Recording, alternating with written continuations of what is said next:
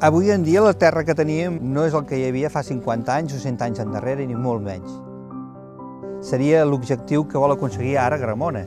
Tenir una terra que no estigués sec, que hi tingués una estructura, que hi hagués animalons, que hi hagués fauna.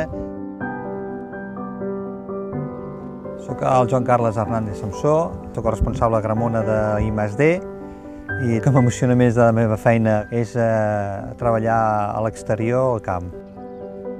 Crec que la biodinàmica és un sistema de treball comparat amb una masia. O sigui, tu tens la teva masia, tens els teus animals, els quals tu els alimentes de la teva agricultura que tens al voltant, de casa teva, els animals produeixen inclús els excrements que serveixen després per treballar al camp i tu vas fent un cercle tancat.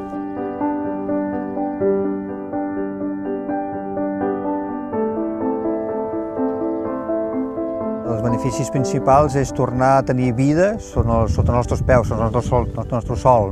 D'aquesta manera, si aconseguim tenir vida en el nostre sòl, les nostres plantes seran més fortes, més sanes i, en conseqüència, els seus fruits també seran així.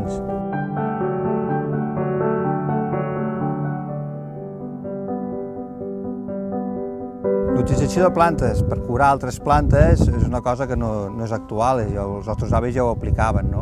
Doncs nosaltres, per exemple, utilitzem o bé la cua de cavall o el preparat d'octives, porten unes substàncies que són inhibidores de bacteris i fongs, doncs fan de medicina natural sobre altres plantes.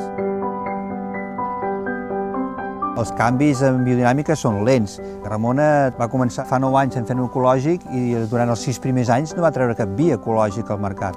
Tot procés té unes pautes que s'han de marcar i quan estem segurs és quan sortim al mercat.